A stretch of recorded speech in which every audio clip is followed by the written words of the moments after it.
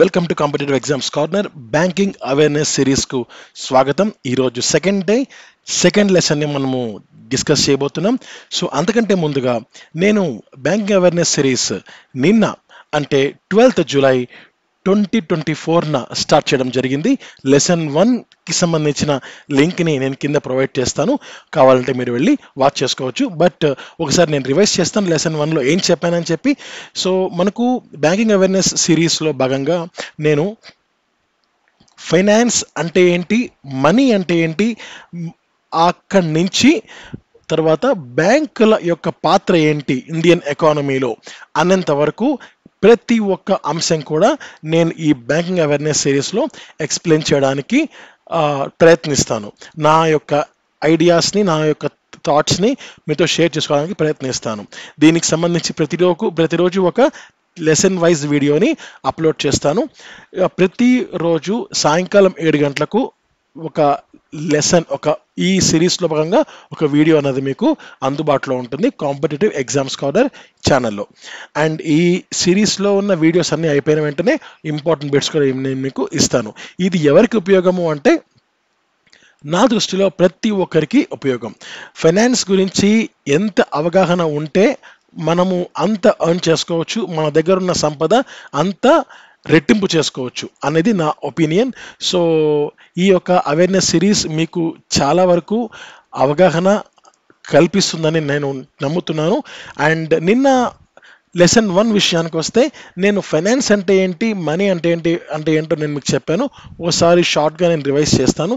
Finance అంటే మనకు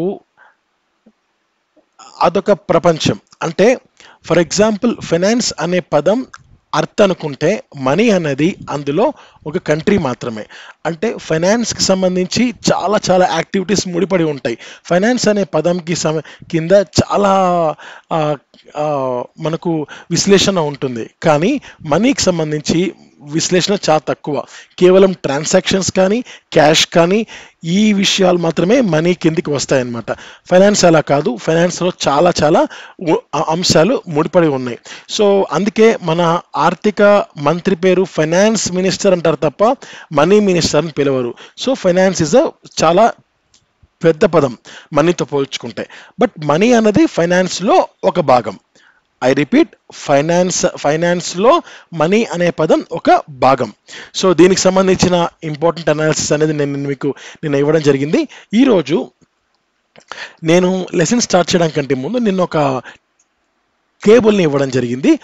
అది ఒకసారి నేను మీకు చెప్పి ముందుకెళ్తాను. ఇండియన్ ఫైనాన్షియల్ సిస్టంలో ఇది నేను నిన్న ఇచ్చిన టేబుల్. ఇది ఇండియన్ ఫైనాన్షియల్ సిస్టంలో మూడు రకాలుగా మనకు ఇండియన్ ఫైనాన్షియల్ సిస్టమ్ విభజించి ఉంది. Number 1 financial assets, number 2 financial markets, number 3 financial intermediaries.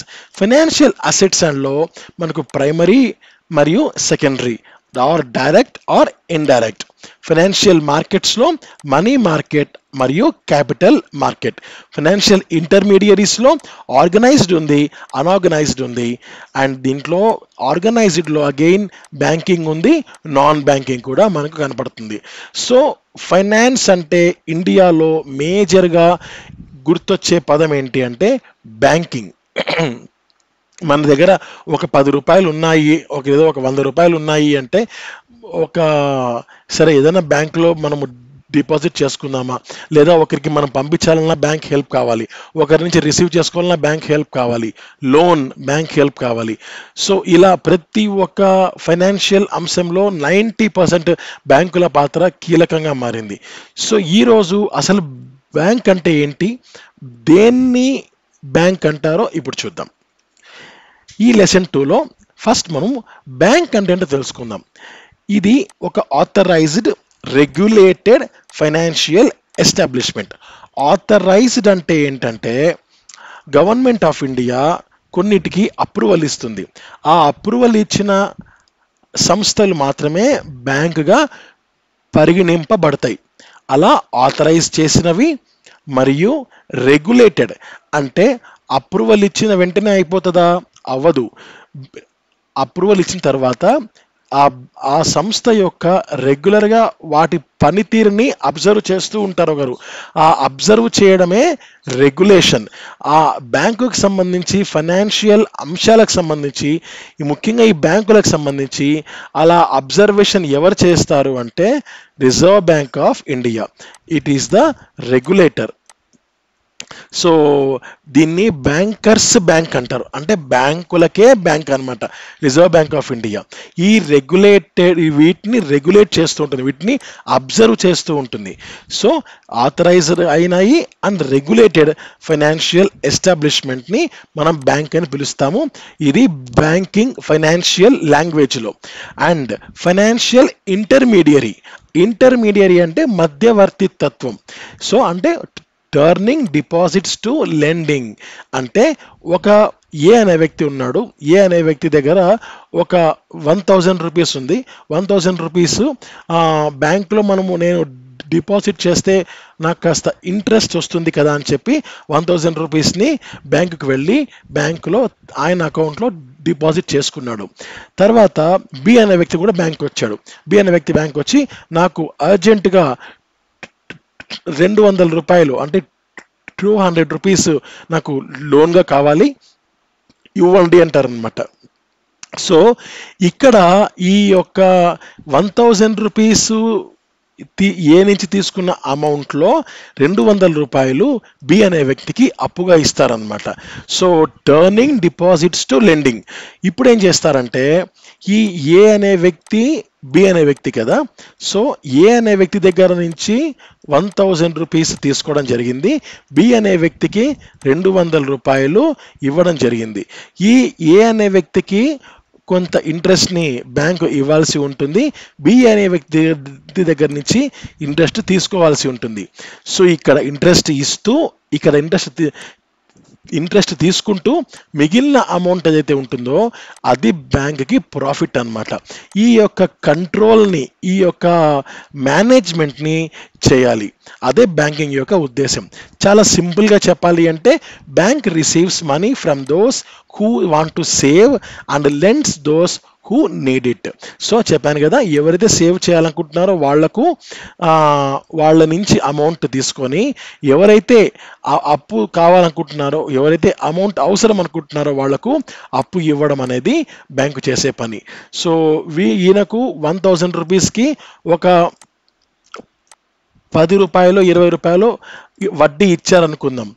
ఇతని దగ్గర నుంచి 200 రూపాయలకు ఒక 5 రూపాయలు 6 రూపాయలు వాళ్ళు రిసీవ్ చేసుకున్నారనుకుందాం. సో ఆ రిమైనింగ్ అమౌంట్ ఏదైతే ఉంటుందో అది బ్యాంక్ యొక్క ప్రాఫిట్గా ఉంటుందన్నమాట. సో నెక్స్ట్ చూడండి, అసలు బ్యాంక్స్ ఎందుకు ఇదే పని, ఇప్పుడు నేను చెప్పిన పని ఏదైతే ఉంటుందో, ఇప్పుడు నేను చెప్పాను కదా ఇందాక ఆథరైజ్డ్ రెగ్యులేటర్గా ఈ పక్కన పెడితే bank receives money from those who want to save. అంటే ఎవరైతే అమౌంట్ని సేవ్ చేసుకోవాలనుకుంటున్నారో, అంటే ఫ్యూచర్ కోసం దాచుకోవాలనుకుంటున్నారో వారికి, ఎవరైతే అవసరం అంటున్నారో వారి నుంచి తీసుకొని అవసరం ఉన్న వాళ్ళకు ఇవ్వడం. ఇదే పని బయట కొన్ని ప్రైవేట్ చిట్ కంపెనీస్ కానీ, తర్వాత కొన్ని బయట సింగిల్గా ఇండివిజువల్ పర్సన్స్ వడ్డీకి ఇచ్చే వ్యక్తులు ఎవరైతే ఉంటారో వాళ్ళు చేస్తారు కదా.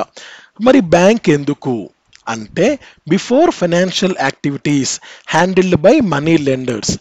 సో మనకు ఫైనాన్షియల్ బిఫోర్ ఇండిపెండెన్స్ అంటారు.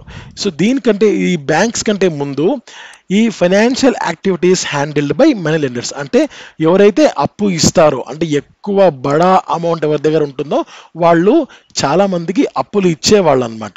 ఎంత కావాలన్నా అంత. ఇంతకుముందు అలా జరిగేది బ్యాంకులు లేని సమయంలో. అప్పుడు ఆ ఫైనాన్షియల్ యాక్టివిటీస్ ఆ మనీ లెండర్స్ వాళ్ళే మేనేజ్ చేసేవాళ్ళు. వాళ్ళు ఇంట్రెస్ట్ అన్నది ఎంత చెప్తే అంత, వాళ్ళు రూపాయి వడ్డీ లేదా 2 రూపాయల వడ్డీ, 5 రూపాయల వడ్డీ, 10 రూపాయల వడ్డీ, సో ఎంత చెప్తే అంత వీళ్ళు ఇంట్రెస్ట్ని పే చేయాల్సిందే. అండ్ దీంట్లో ఒక సెక్యూరిటీ అనేది లేదు. ఫర్ ఎగ్జాంపుల్ ఇందాక ఏ అనే వ్యక్తి వెళ్ళాడు కదా బ్యాంక్కి, అదే వ్యక్తి ఈ మనీ లెండర్ దగ్గరికి వచ్చి నేను ఒక 1000 రూపీస్ ఇస్తాను మీ దగ్గర పెట్టుకోండి అంటే ఇవ్వండి సార్ అంటాడు. కానీ అగైన్ ఆ వ్యక్తి మనకు కనపడతాడో కనపడ్డో అనేది సెక్యూరిటీ అనేది ఉండదన్నమాట. తర్వాత యూనిఫామిటీ లేదు. యూనిఫామిటీ అంటే ఏంటంటే ఇప్పుడు ఈ వ్యక్తి ఇంట్రెస్ట్ కోసం అని చెప్పి అప్పు తీసుకున్నాడు, సారీ అమౌంట్ కోసం అని చెప్పి ఇంట్రెస్ట్ లోన్ తీసుకున్నాడు. దాంట్లో ఇంట్రెస్ట్ రేట్ ఫర్ ఎగ్జాంపుల్ ఒక 5 రూపీస్ వడ్డీ అనుకుందాం, 5 రూపాయల వడ్డీ కింద అమౌంట్ అనేది తీసుకున్నాడు. ఇంకో వ్యక్తి కనపడతాడు. అక్కడెందుకు తీసుకున్నారు మీరు, నేను 3 రూపాయలకే నేను మీకు మీరు అడిగిన అమౌంట్ నేను ఇచ్చేవాడిని కదా, అక్కడ చాలా ఎక్కువ అంటారు. ఇంకో వ్యక్తి కనపడతాడు, నేను మీకు 2 రూపాయలకే వడ్డీ ఇస్తాను అంటాడు. మీరు నాకు చాలా పరిచయం, నేను మీకు రూపాయి వడ్డీకైనా అంటారు. సో ఇలా 5, 3, 2, 1 ఒక యూనిఫామిటీ అనేది లేదు.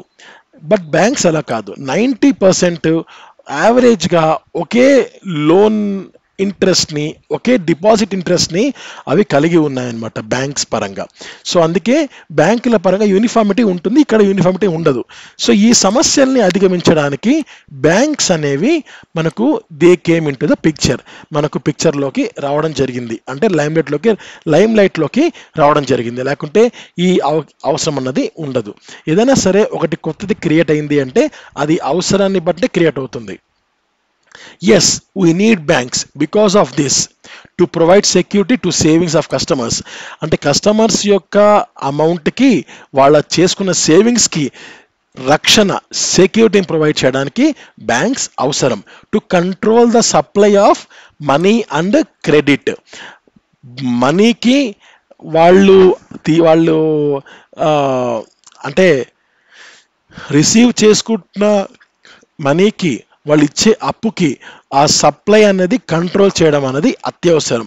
ఫర్ పబ్లిక్ కాన్ఫిడెన్స్ అంటే ప్రజలకు నమ్మకం కలగడానికి. ఎంకరేజ్ ద డిపాజిట్స్ అంటే ఎక్కువ మంది డిపాజిట్ వచ్చి చేసుకుంటున్నారు. ఒక 10,000 మంది వచ్చి ఒక బ్యాంక్లో అకౌంట్ ఓపెన్ చేసి వాళ్ళు కొంతమంది ₹1,00,000, కొంతమంది 10,000, కొంతమంది 5 లక్షలు, 10 లక్షలు వచ్చి డిపాజిట్ చేసుకుంటున్నారు. వాళ్ళకు రెగ్యులర్గా వాళ్ళ అకౌంట్లో ఇంట్రెస్ట్ రేట్స్ పడుతున్నాయి అంటే ఆటోమేటిక్గా 10,000 ఒక్క పర్సన్కి, అంటే 10,000 దాటినాక నెక్స్ట్ పర్సన్కి మనం కూడా వెళ్ళి డిపాజిట్ చేసుకున్నాం, అంతమంది వెళ్ళి డిపాజిట్ చేసుకుంటున్నారు కదా, ఇంట్లో ఎందుకు అమౌంట్, బ్యాంక్లో వెళ్తే ఇంట్రెస్ట్ అనేది వస్తుంది కదా అనే ఒక కాన్ఫిడెన్స్ అన్నది బ్యాంక్స్ క్రియేట్ చేశాయి. Avoid focus on financial powers of unregulated sector. Unregulated అంటే ఎటువంటి రెగ్యులేషన్ లేదు.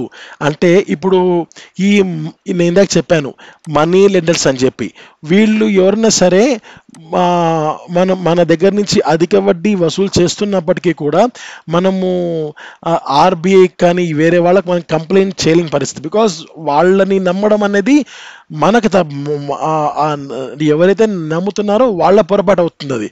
సో అలాంటి వారిని అవాయిడ్ చేయడానికి, వాళ్ళ మీద ఉన్న ఫోకస్ని అవాయిడ్ చేయడానికి ఈ యొక్క బ్యాంక్స్ అన్నవి మనకు లైట్లోకి వచ్చాయన్నమాట. ఇక అయితే ఎటువంటి వాటిని బ్యాంక్స్ అంటారు అంటే ఇక్కడ కొన్ని రూల్స్ని ఇవ్వడం జరిగింది. ఆ రూల్స్ అంటే ఇప్పుడు చెప్తాం. మనీతో ఆ యొక్క సంస్థ డీల్ చేస్తూ ఉండాలి, డీలింగ్ ఇన్ మనీతోనే డీల్ చేస్తుండాలన్నమాట. తర్వాత ఒక ఇండివిజువల్ కానీ, ఒక ఫర్మ్ కానీ, ఒక కంపెనీ కానీ ఈ సంస్థని ఏర్పాటు చేయవచ్చు. తర్వాత వీళ్ళు డిపాజిట్ చేయడానికి అంగీకరించగలగాలి. అంటే ఒక వ్యక్తి ఆ సంస్థ దగ్గరికి వెళ్ళి నా దగ్గర ఈ అమౌంట్ ఉంది, నేను మీకు ఇస్తున్నాను, మీరు జాగ్రత్తగా ఉంచండి, నాకు అప్పుడప్పుడు క్రమేణా అంటే రెగ్యులర్ ఇంటర్వెల్స్లో మంత్లీ కానీ ఇయర్లీ కానీ సో మీరు నాకు రెగ్యులర్గా ఇంట్రెస్ట్ పే చేయాలి అంటే దానికి యాక్సెప్ట్ చేస్తే అది కూడా ఒక bank feature. Loans and advances. Advances అనే పదము షార్ట్ టర్మ్ అంటే తాత్కాలిక అవసరాలకు తీసుకునే దాన్ని అడ్వాన్సెస్ అని పిలుస్తాము. లోన్స్ అనే పదము లాంగ్ టర్మ్, చాలా దీర్ఘకాల అవసరాల కోసం తీసుకునే అప్పుని లోన్స్ అని పిలుస్తాం. ఐ రిపీట్, లోన్స్ అనే పదము దీర్ఘకాల అవసరాల కోసం తీసుకునే దాన్ని లోన్స్ అని మనం తీసుకునే అప్పుని మనము లోన్స్ అని పిలుస్తాము. తాత్కాలిక అవసరాలకు తీసుకునే అప్పుని అడ్వాన్స్ అని పిలుస్తాం. సో లోన్స్ మరియు advances. Payment and withdrawal. Payment అంటే మనము ఒకరి నుండి మన దగ్గర నుంచి అమౌంట్ వెళ్ళడం. విత్డ్రాయల్ అంటే ఒక చోటు నుంచి మనకు అమౌంట్ రావడం. సో ఈ ప్రక్రియ కూడా ఆ సంస్థ చేపట్టాలి. మరియు profit and service orientation. So for example, నేను ఇందాక చెప్పిన ఎగ్జాంపుల్ ఏ మరియు బి.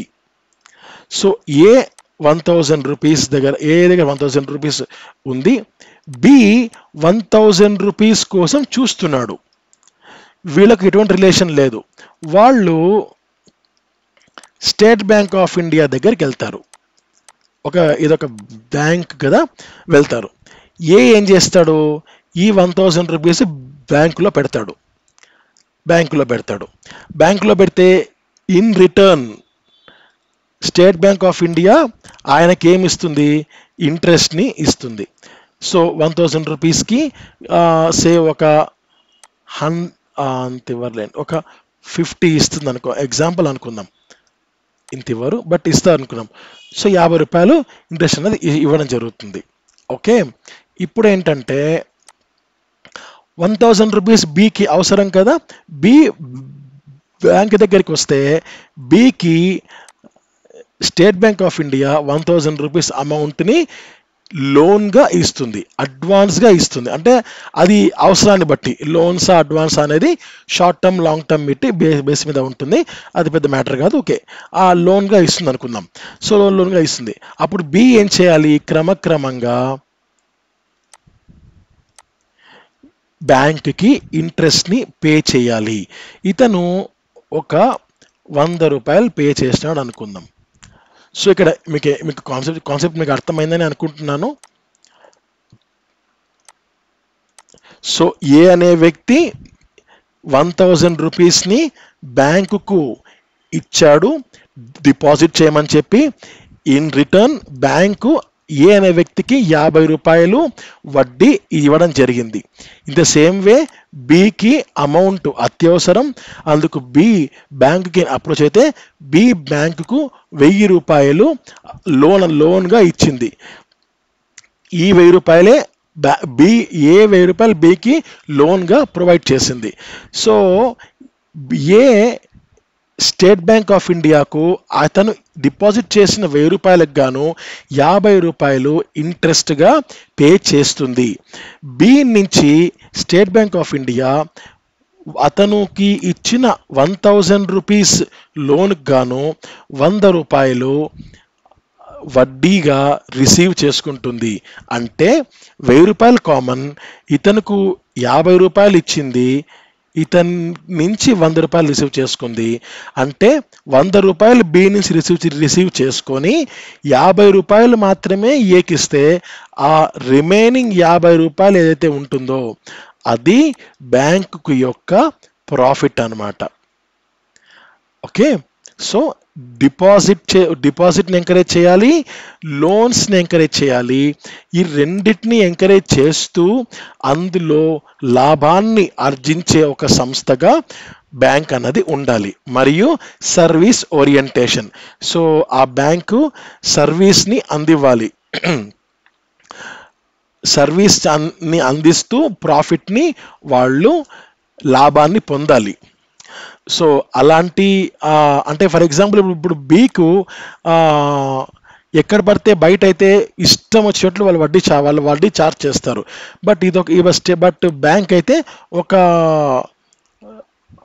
నీట్గా ఒక లెక్క ఉంటుంది అనమాట.